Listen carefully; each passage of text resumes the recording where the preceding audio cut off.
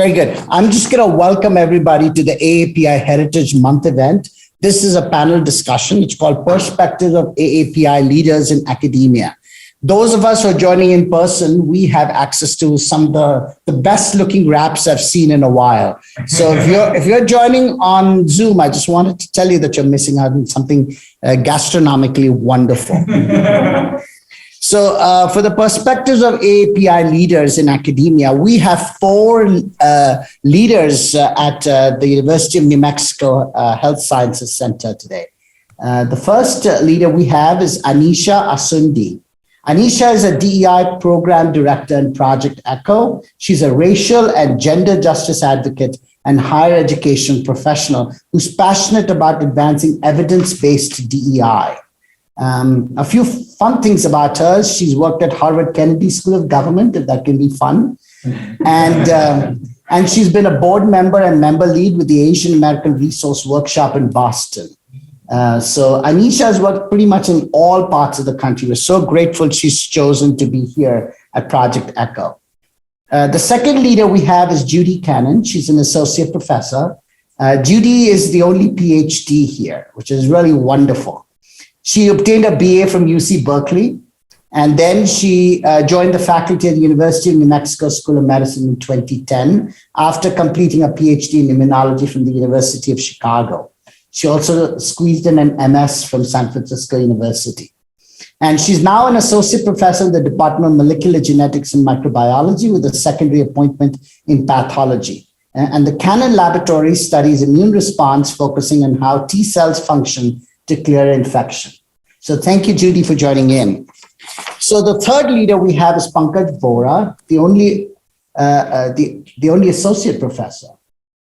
Two associate professors. You're also the only gastroenterologist, and you did your medical school at the All India Institute of Medical Sciences, which is also my medical school, and went on to do a fellowship at Mount Sinai Medical Center in New York. And then we have Jay Zhu, an attending physician, the only surgeon here, an assistant professor. His family immigrated to the United States in 1980s. He grew up in the Gulf Coast of Florida, and then he moved to the opposite coast, sunny California, during his later childhood. Somehow he managed to come to beautiful New Mexico in between. And Jay does advanced minimally invasive surgery, and he's passionate about DEI. He describes himself as an immigrant, a father, and a former competitive swimmer. So that's really wonderful. Now, I see there are lots of people who've joined in. I wanted to ask each one of you, if you have questions, please put them in chat. I'm going to organize all the questions, and I'm going to ask our panel those questions. So your questions are very important, so please feel free to keep sending me questions in chat. The way we're going to do this is I have a few questions for the panel. These questions are not directed to anybody specifically. You have a microphone. Please feel free to circulate the microphone around. And if anyone has a comment to make or a secondary comment to make, just feel free to chime in. Even if you interrupt each other a little bit, that's quite okay. Again, anyone in this room, if you have any questions, because I know that you already have a fair amount of expertise in this room itself, if there is something that you'd like to ask or like to say that you think is important for a question, please feel free to just chime in. Okay, so with that, I just wanted to ask everybody, is there like an opening comment that you'd like to make before we go on to the questions? So let's start with Judy. Judy, is there anything you'd like to say? I wanted to say I really appreciated Akshay sent those of us on the panel, I believe, or did you circulate them more broadly? I wasn't sure, some resources, and they were papers and editorials about, I think, one of the major points that I had been thinking about, which was pointed out by many of these resources, is the complexity of this title, Asian American Pacific Islander. I do think that it's a very large catchphrase for a very complicated grouping, and that it might not be appropriate really for me specifically or any specific group to represent the whole what AAPI captures. And so because I think here in the panel we actually mostly represent some of the more overrepresented groupings within, especially biomedical science, but there are some groups within this category which are severely underrepresented still. And we actually do have some faculty here. For example, we have a Hmong faculty amongst the basic sciences, and I'm a program now director, co-director of a new diversity training grant for biomedical science in the PhD program.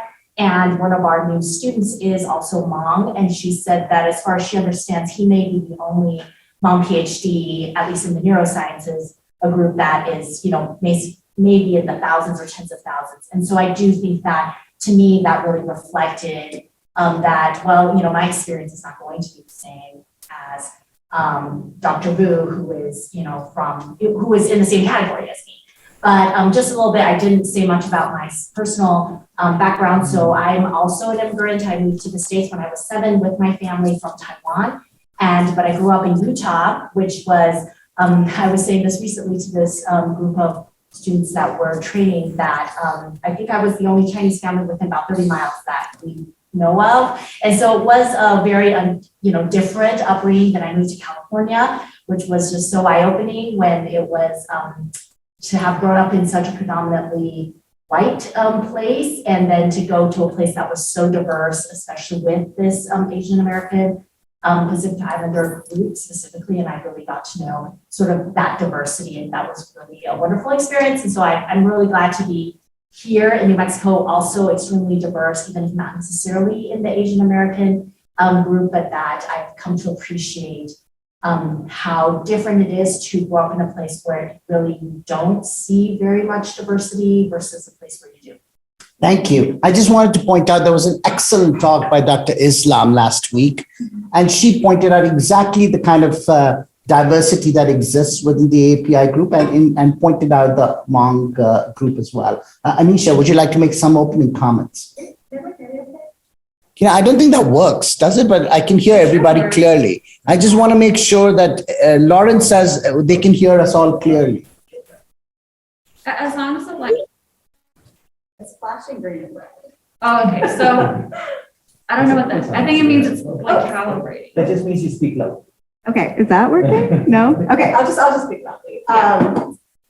Great. Hi, everyone. I'm really excited to be here, and thank you so much to Flora and Dr. Sanchez for your amazing work in creating events around AAPI Heritage Month. It's such an important month to me as an Asian American person, but also as a person who works in diversity, equity, inclusion, thinking about Heritage Months, both the history of AAPI communities, but also celebrating and making space for joy and celebration in our communities as well.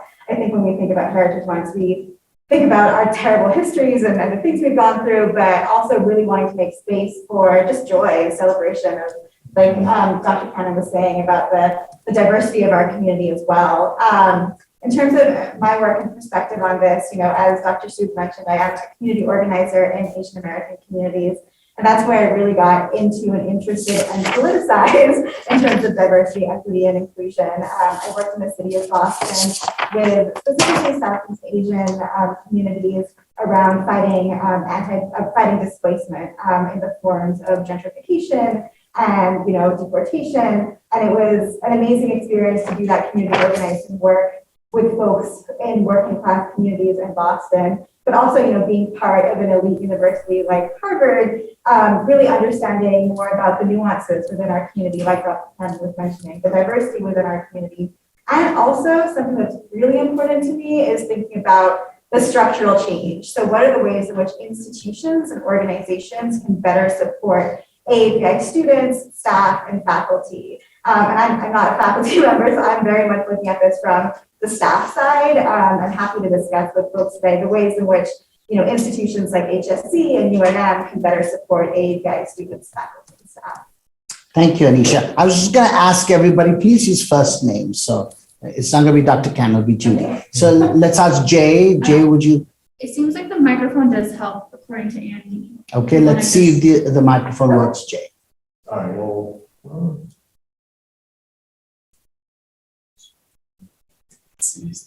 It's flashing again. I don't know if it's like a battery issue or. All right, I'm gonna try this, but Again, I'm Jay Zhu. I'm one of the surgeons here at University of New Mexico. I'm actually rather new here. Moved my family here from Seattle just in September of last year. I won't go through my life story or anything, but I really want to echo a little bit of what Anisha said. I think for me, I think, you know, the crux of AAPI month for me, especially as a father of twin daughters who just turned 4 a month ago, is really sort of the celebratory component. I think growing up myself, I think I had a lot of struggles with my own kind of identity going from California, where I felt like, you know, I didn't really, I think, delve into, you know, what it meant to be Asian American until I went to the South for college and realized that it meant something. It was defined in a certain way by other people, regardless of how I defined it for myself. That really forced me to kind of grapple with my own identity. And so, yeah, I'm very honored to be here. Thank you, Jay. And last but not least, Pankaj. Thank you, Akshay. So I'm Pankaj. I'm one of the pediatric gastroenterologists here at UNM. So it's surprising to me to say that the 4 of us are representing 2/3 of humanity today, pretty much. So, and you know, this is really to echo what Judy said earlier, that it's really not possible to represent 2/3 of humanity just by the 4 of us. That's absurd. But that also means that it gives us an opportunity not only to have an AAPI month where we all tend to come together, and for the rest 11 months we are all in our, you know, do our individual community or individual events or functions or festivals. But I think if there is, if we need to kind of take the power of AAPI even more, we probably have to continue to function the other 11 months together as well, in some way or the other. So that was one thought that I had. And the other thought that I had was that I've been here 5 years, and in New Mexico, in Albuquerque, I spent about 5, maybe 6 years in New York City. That was when Akshay was also there. By the way, Akshay and I come from the same medical school, and Akshay has been the star for that school for the last 75 years of its existence. Yeah. So yeah, he has won every possible medal available in that institute. So he's a great guy. So I lost my train of thought. Sorry. Well, I'm glad that you did answer. So I did want to say one thing that you pointed out, which is really important. That is, we are celebrating this actually for the first time that I remember. And thanks to you, JP, for organizing these panel discussions. And I think this happened last year as well. But to provide structure to the celebration that Anisha, you talked about, I think is great. And then and the final thing that you said is we need to do this the rest of the 11 months as well.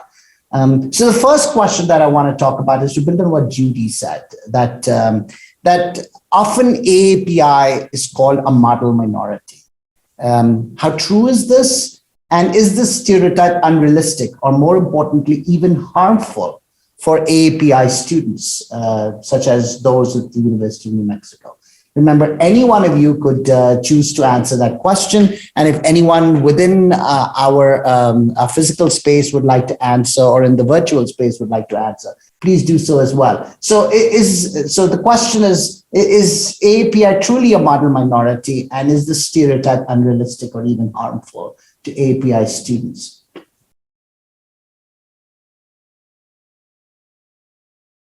So one thing I'm going to say is please don't wait. Just go ahead and answer. Yeah. Otherwise we'll end up with, yeah. And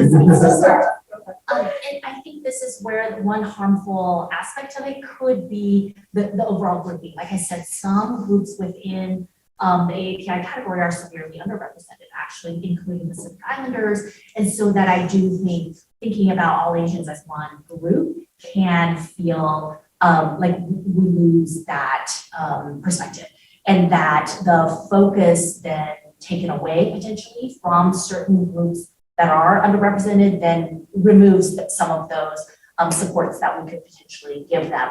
But I think that in terms of the model minority, I thought, again, one of the points that was raised by many of these resources that Akshay said was that and maybe I think of it more similar to being a woman as well. I actually think of it maybe more in that type of situation, that even if, say, East Asians and South Asians are overrepresented within certainly higher ed, whether it's MDs or PhDs, that in leadership positions, there's still a pretty severe deficit in terms of leadership. Interesting, one of the articles also pointed out that that's not within all categories within biomedical sciences. It's certainly still the case in the medical field, but that in certain situations like within the CEO class, actually, it was one of these articles pointed out that actually South Asians are not underrepresented, that within, I think, especially tech.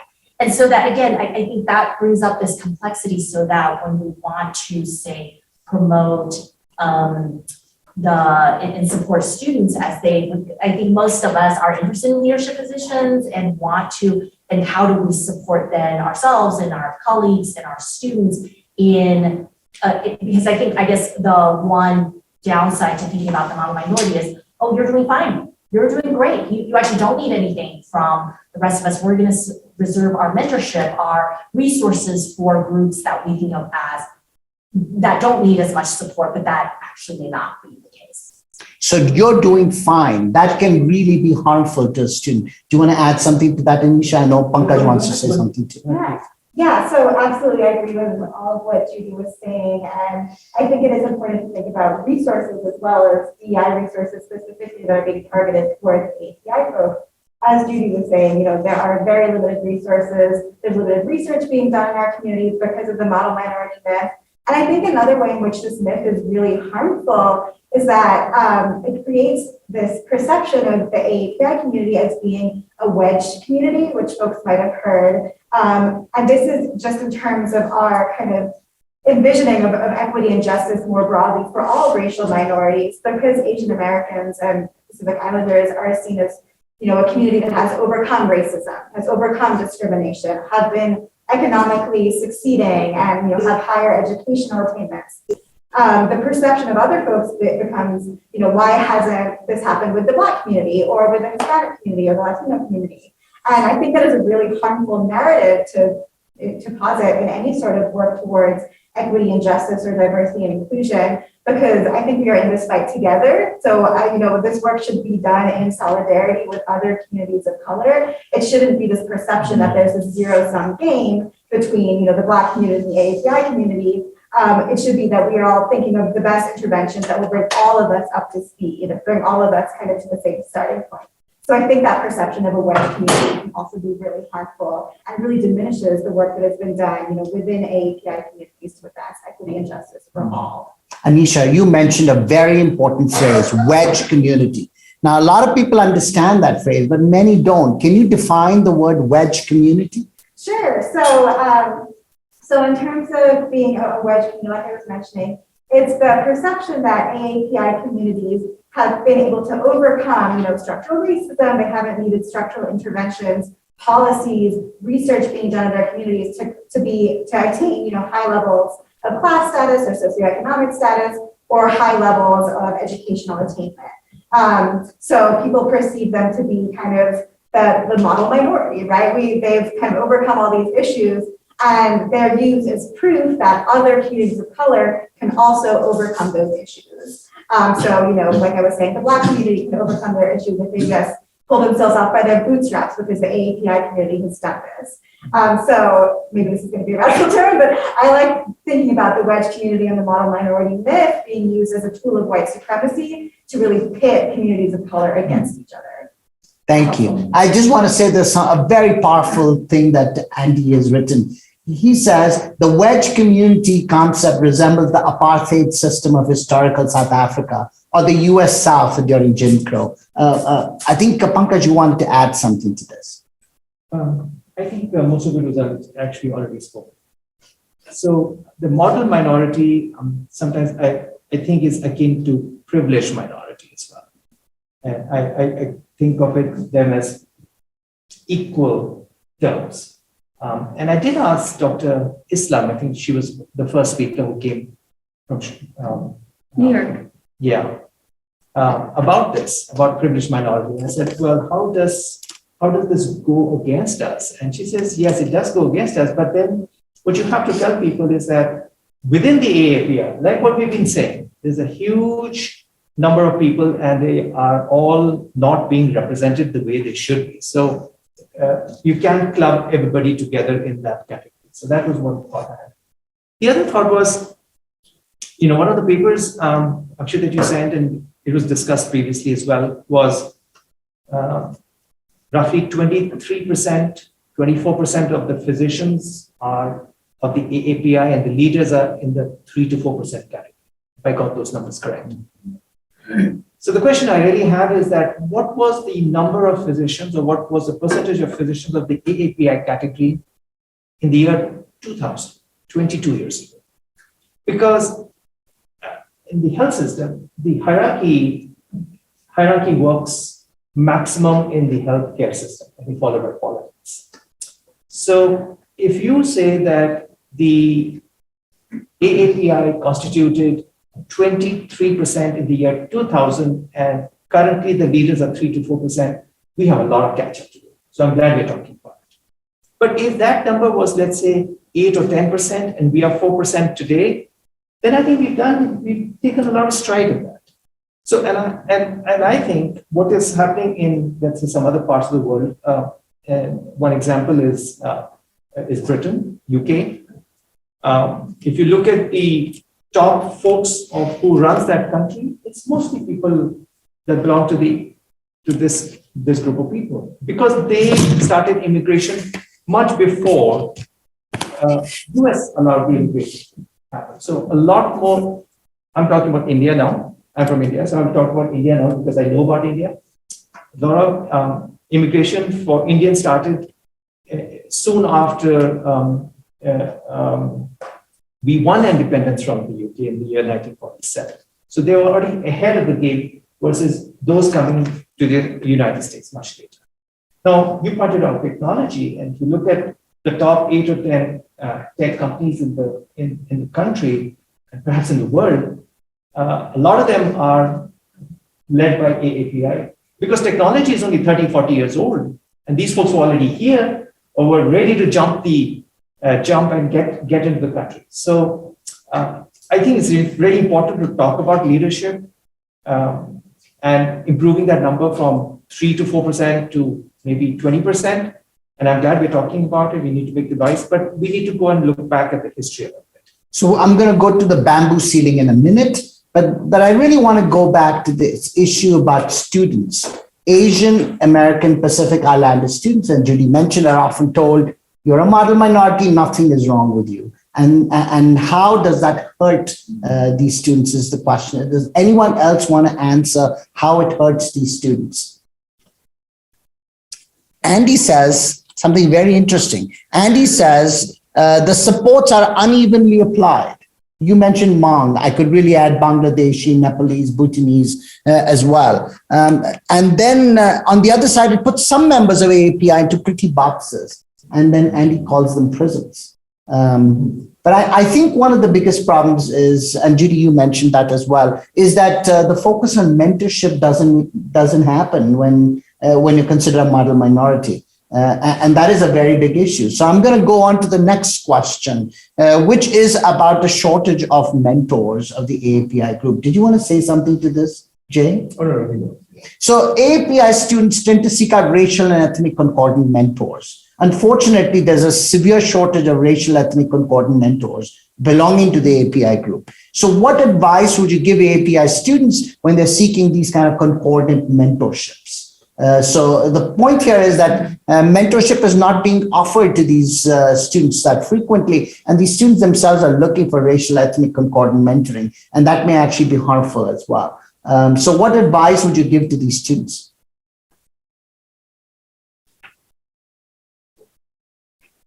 That's worth it.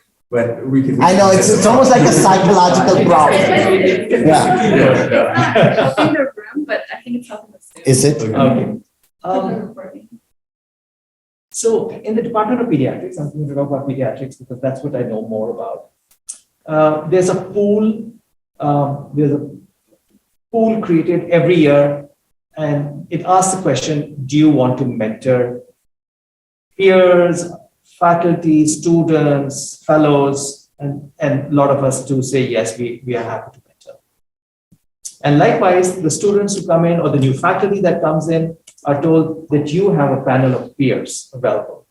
So now let us say there is an AAPI student and he or she needs to choose from the panel that seems most appropriate, keeping aside AAPI out. I don't know why we need to go only to our own country folk or our own region folk to get mentorship. You can get better mentorship from somebody who's not from your country. And that person may have a better horizon or better thinking process that might help you expand your own thinking process. And I do encourage them, and I do tell anybody who comes to me and talks about, are you going to help me with this? I said, sure, I'm happy to help you with anything you want me to, but you may want to explore other possibilities also. So that's the short answer. You're encouraging discordant mentoring because it may actually improve the networks. Anyone else would like to comment on that? Yeah, I mean, I certainly don't discourage discordant mentoring. I mean, but I will say, frankly, I wouldn't be here if it weren't for my own mentor, Dr. Edward Aoyang, who came down and I was like, not a lot of Asians here. I have 2 young daughters growing up in Albuquerque. Like, I'm not going to move my family down here after I had a very competitive offer to stay in Seattle. And really what it was he told me, go try out the ramen at this place, go get, comfort food at this, Amagokoro. And like, I brought my wife down and we tried all these places.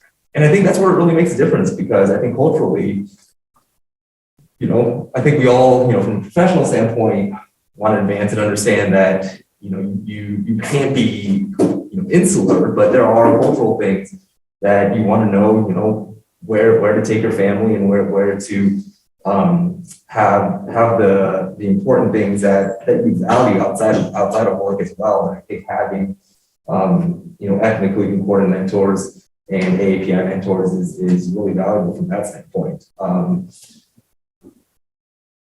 I'm also gonna kind of I actually really like what Anisha said about sort of the Wedge community. I think the other thing that I think relates to this in terms of students looking for mentors is that I think just historically being, and I don't like the term overrepresented, but Judy did mention, like being overrepresented, I think a lot of students internalize this and feel that it's not appropriate to seek, ethnically concordant mentorship because it almost feels as if you're potentially exploiting a privilege that maybe you shouldn't be. And I think, for big umbrella terms like AAPI, I think where they're useful, even though it's a very broad stroke, is that, I think it's okay to support, young learners and support people from similar backgrounds and root for them and celebrate them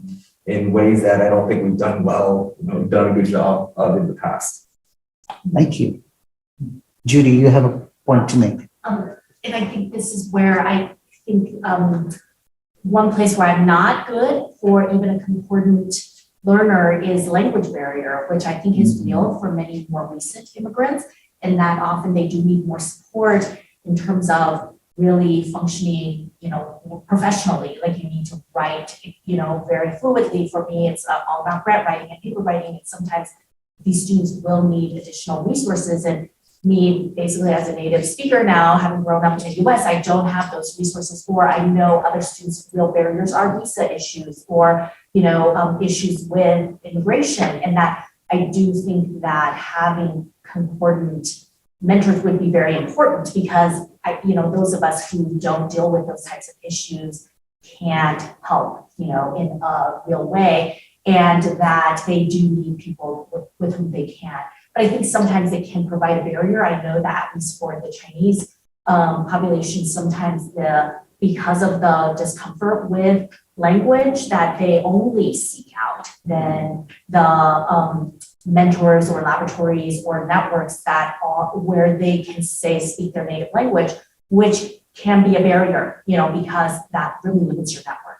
and that students who struggle to reach outside of those can sometimes be very limited now in terms of their ability to advance, because then sometimes the only option is to go back to their native country because they haven't been able to acquire sufficient, networks and skills that they can be competitive for a faculty position, for example. And so that I think that makes it a little more difficult. But I think for me personally, in terms of sometimes, as Jay said, the kind of mentorship, I agree. I've had many mentors who are not in my same background, especially professionally, because there's often not so many in leadership.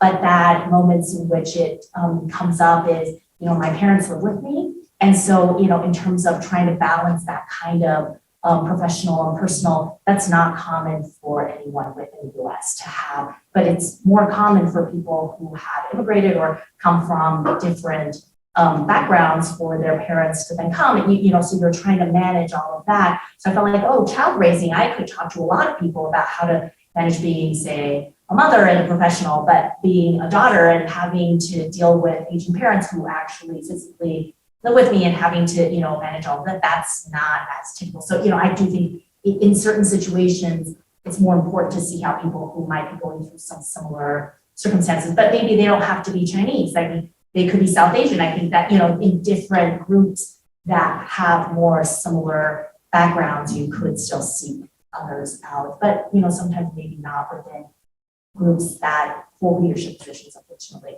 Thank you. Any other comments? Anisha, you have a comment? Sure, I just have 2 points on the mentorship piece. Firstly, I think in terms of advice for students who can't find mentors with the same background as them is rely on your peers as well. I think something that has been really helpful for me, kind of being in the field of diversity, equity, inclusion, which is a very new field and very emotionally charged, is being able to lean on peers, other people who are going through the same things that I'm going through, being in affinity space with them, talking to other Asian American women in similar positions to me, and working with them to help kind of navigate the environments we're in. So if it is hard to find, mentors of the same background as you, it might be more easier for you to find peers of the same backgrounds as you. And then I think another piece, just in terms of kind of institutional and structural change for mentorship, are there ways in which institutions like HSC or UNM can implement more formal mentorship programs that are tied to things like performance evaluations that are part of people's job duties as well? Because the thing about mentorship is it's also extra work, and especially if you're someone of a marginalized background, it is a lot of extra work that you're not necessarily always being recognized for. And so how can we better recognize people who are in mentorship or even sponsorship positions and supporting students and recognize the work that they're doing kind of on a bigger institutional level too? Thank you. Is there another point you want to make, Pankaj? Go I ahead. just want to, are we running out of time? No, we have enough time. So I'm just so glad Judy brought up the issue of language. I mean, it's critical.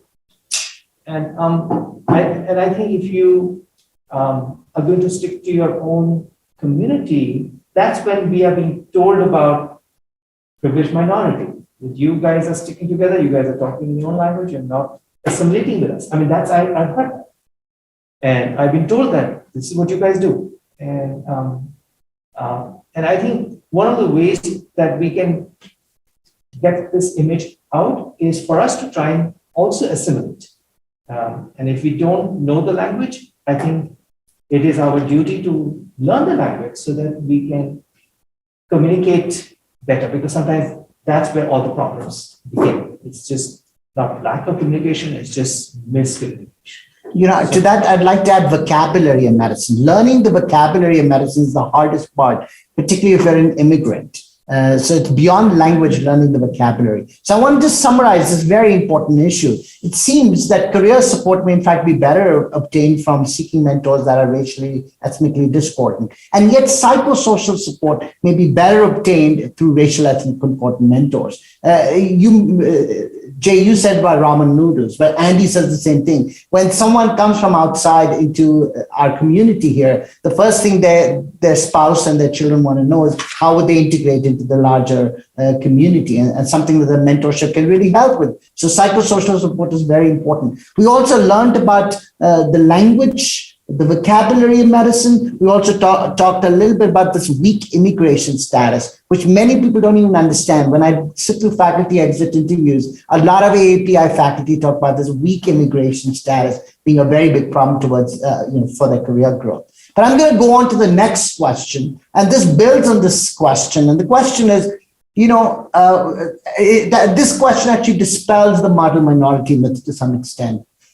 There's a 2019 study at the University of Washington School of Medicine. It was published by Lowe, who's the first author. He showed that Asian American medical students, they were quite like the underrepresented minority students, and they received lower final clerkship grades than white students did, even after statistical adjustment for confounding factors.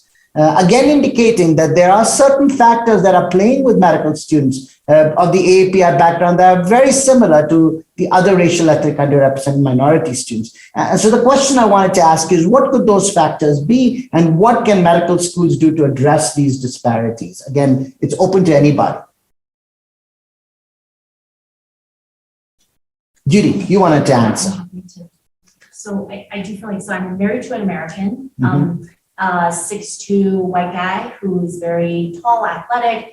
And sadly, I think some of it is genuinely even just physical stature. Like we know from presidential elections, all this data about tall people actually are seen as more capable. And, so I do think that even on, just that kind of level, sometimes there are inherent, biases that those, people don't even realize that they subscribe to.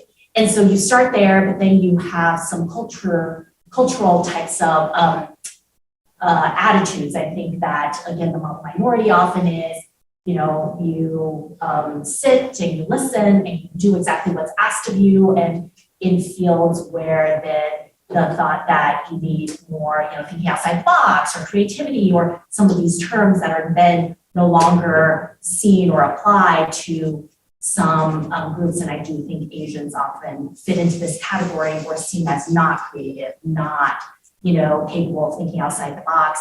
And whether then we fall into that or it's put upon us, then all of a sudden, you may be not seen as, picked out for, yes, you're particularly good at X. And so, I think all of these factors can then contribute to, right, so you got into medical school, so now there's a large number of you, but maybe you're not seen as unique or as individualized as other.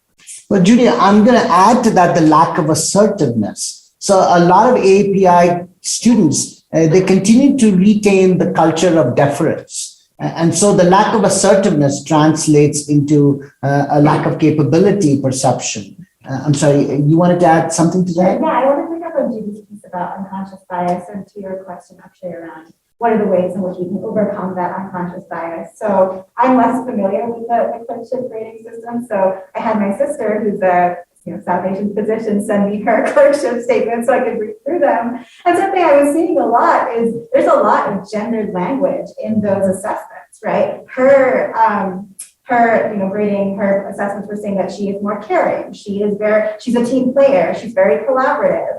And I bet if you looked at men's assessments, maybe it would say different things. That they would say that they're more assertive, more leaders. And I think there's a lot of research behind this. And I think this is true for racial minorities too, but this aspect of gendered language that comes up when we are assessing people.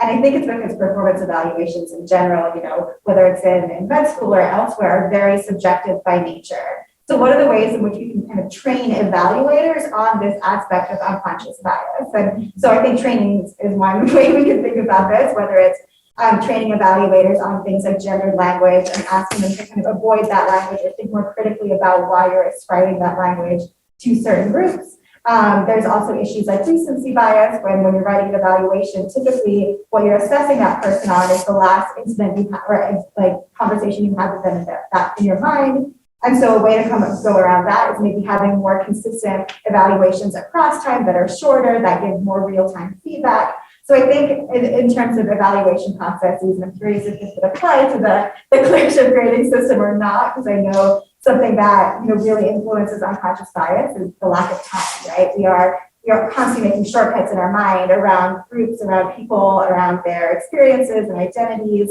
And so how can we make it easier for our biased minds to get things right? What are the structures we can put in place, whether that's trainings, whether that's devising language, to make it easier for evaluators to approach this with a more unbiased mind? Thank you. Yeah, everything that Anisha said, I think was very well said. I think just to kind of piggyback off of that, it's if you're following sort of some of the Supreme Court arguments about just affirmative action and how Asian Americans essentially are penalized for being Asian American, mostly through the subjective evaluation of personalities and assertiveness, even as you said.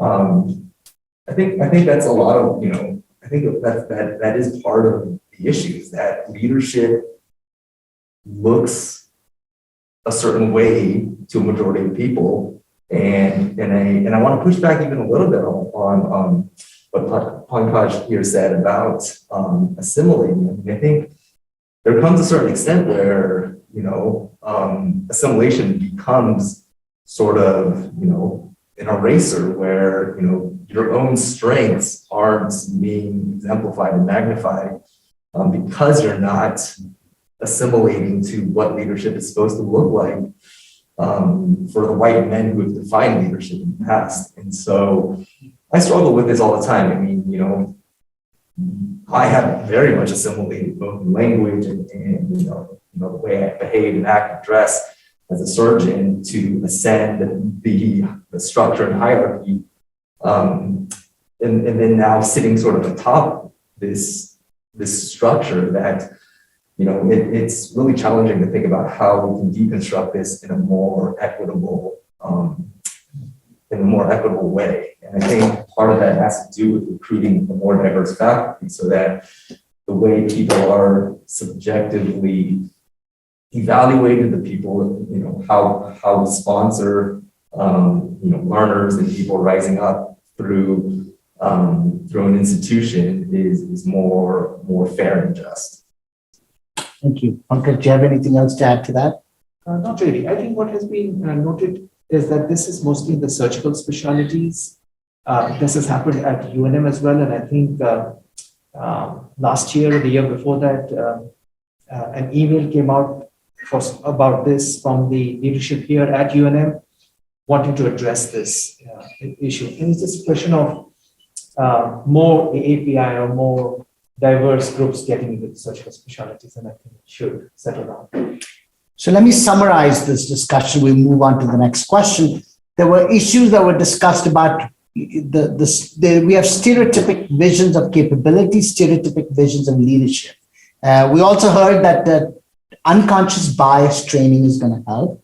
We also heard that clerkship evaluation should be as objective as possible and not subjective. And then finally, what we heard was increasing diversity could actually lead to a better understanding of these racial disparities in clerkship grades. I'm going to move on to something that's been more contemporary, has been talked about.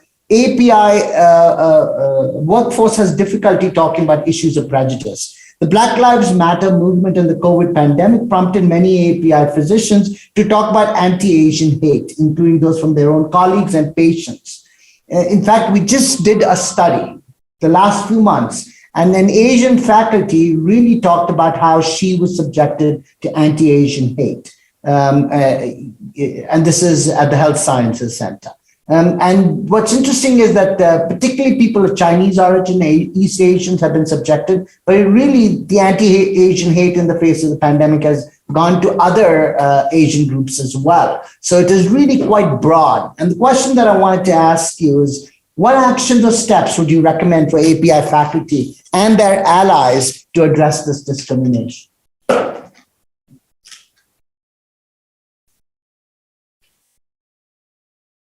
I think it's just education for everybody, not only for AAPI, but education for the folks who think that the AAPI is a privileged minority or don't need to be here or can't provide a service. So I really think that it boils down to improving education and communication. But when you talk about improving education, you mean education by microaggressions? What do you mean by education? Because in the HSC, most people know that AAPI faculty could not be responsible for the COVID pandemic, and yet the state has occurred. So I think sometimes what happens is that they don't know what a microaggression means. I know we go through this Learning Central every year, and we go through that module every year, but we forget. And I think there needs to be a focus on the what you may say may be accepted in the community, in the American, let's say, I'm going to say American community, white community, but it may not, it may hurt a person from the AAPI. So that is something that he or she needs to understand. And he or she may not even know that I'm hurting this person. I know that's microaggression, and that's what they talk about in the examples, but the examples are probably not enough. And the examples that appear in the module should include more of the folks in the group that you're talking about that have faced this in the last few years, and it's become worse. I think if they put an example in, it make a difference. So what you're saying is the training module should have an example of anti-Asian hate, That's right. particularly as it relates to the pandemic. Yeah, and it has to continue to change. I've seen it's the same model for the last few years. It needs to change the way the world is changing. Thank you. Anisha. So I'm going to go against what I said earlier around, I think unconscious bias trainings are really helpful, really important conversation starters. But if you look at the research behind DEI trainings, for example, they have very limited effectiveness on systemic change, and especially in diversity, equity, inclusion, especially in higher education institutions. So, I would encourage, leadership and folks kind of in the space to think beyond just DEI trainings. What are the other ways in which we can kind of affect structural change, whether it is through recruitment, retention of AAPI leaders and faculty, whether it is through affinity spaces, right? And I'm thinking about creating spaces that are intentional for AAPI faculty to come together to discuss issues and to think about potential ways they can be better supported by leadership, right? And so, I think DEI trainings can be really effective, but they can't just be an online learning module that you take once a year. You need to think about having better intergroup contact. You need to think about connecting that DEI training with other, interventions, again, at the structural level, at the interpersonal level, that will advance DEI. So it is kind of a big mission, but I do think there's a real importance to thinking more critically around DEI training and thinking about how we can better support those who are at the center of this issue, specifically API faculty. What are their needs? How can we better address their needs kind of from that leadership lens? I think your question also kind of relates specifically to Black Lives Matter. And I think, while we are kind of as a group pushing against this idea of a model minority, privileged minority, I think it is also important in one sense to recognize that the history is different between, a Black population that was raped and pulled away from their home versus like my family who immigrated here for higher education. And I think we have to push back specifically on when I think there's a certain ignorance sometimes because it's not comparing, apples to apples. These are very different populations. But now that, there is even an overrepresentation of South Asians and certain East Asian populations in higher education, I think it's part of our responsibility to advocate for the people that aren't sitting in the room, for our Black and African American colleagues to be here when we are invited into leadership committees and boardrooms to say, this is to not just be sort of tokenized to say, hey, we have someone who's not a white male in this room, but to say there are a lot of viewpoints that aren't represented here. And the reason, part of the reason that I am sitting on this panel is because I had a huge leg up in terms of my dad came here, immigrated here for a PhD, very different than a family that was brought here against their will and has been historically marginalized and prejudiced against for the whole of American history. So That's all I have to say about that. I love this point. The point that AAPI should be stronger partners of the Black Lives Matter movement is actually a very important issue, and built on that wedge community. We need to make sure we're not a wedge community. Is there something else anyone want to add? I guess this just came up in my own department where two individuals from different Asian American communities actually have had some difficulty interacting in a very, one party very socially inappropriate and, bordering on harassment of another individual from a different Asian American group. And I do think that talking more openly with individuals when these situations happen, so whether it's a microaggression, addressing it very directly.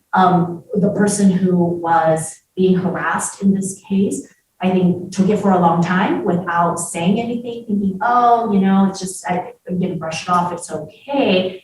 And then finally gets to a point where, I do think sometimes the education is, I need to tell you this is not okay. Like what you just said, I don't think it was intentionally, it wasn't intended to be offensive, but it absolutely was. And that one of the parties, it literally did not understand, being an immigrant, maybe being from a different background, just genuinely did not understand that their actions were absolutely, crossing the line. And I think the difficulty there, though, when I've seen the same behaviors from those in leadership, it's often never called out, actually. And this is, I do think, that we are making some better inroads in terms of when learners or, interact with each other, or those of us who do have some leadership positions and we see that, we can intervene. But that certainly when I've seen misbehavior from those in more senior positions to myself, I've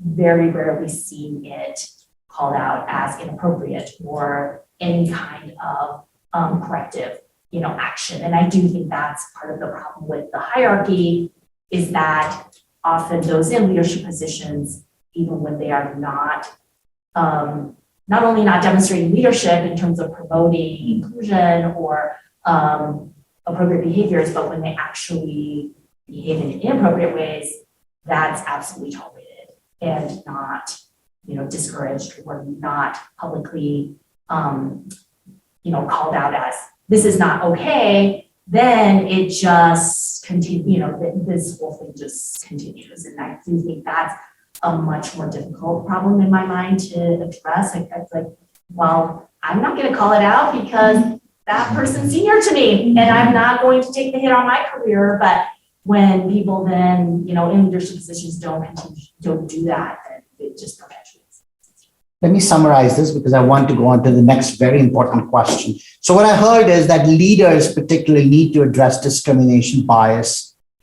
We need to certainly have unconscious bias training. We need to be greater partners of other underrepresented and communities that have been marginalized. And what we heard from Anisha is we need to go beyond this DEI training. We need to create specific resources for the API community so that they can advocate for their needs. I want to go to this bamboo ceiling issue that you mentioned, Pankaj.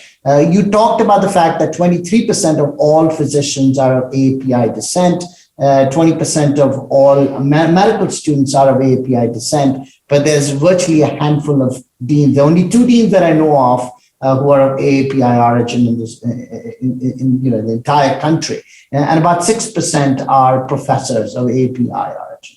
So clearly there is a bamboo ceiling that's occurring, and you talked about stereotypes with respect to capability, with respect to leadership. Jay, you talked a little bit about assertiveness issues. So the question that I really wanted to ask is, what can AAPI folks do and what can organizations do to transcend this bamboo ceiling? So I'd like to see if anyone would like to start talking on that issue.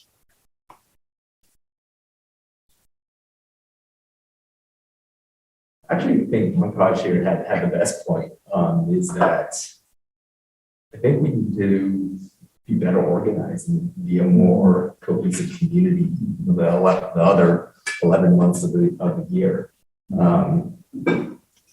it's challenging because even myself, I recognize that I internalize this idea of being overrepresented, and therefore, you know, it's almost like I don't want to be seen as insular in any way. But I think at the same time, you know, the benefits of having a cohesive community is that you can recognize and help promote, you know, the talents and strengths of your community in ways that I think is part of the challenge of, you know, how leadership, you know, is defined by others versus how, you know, defining leadership for yourself and your own community.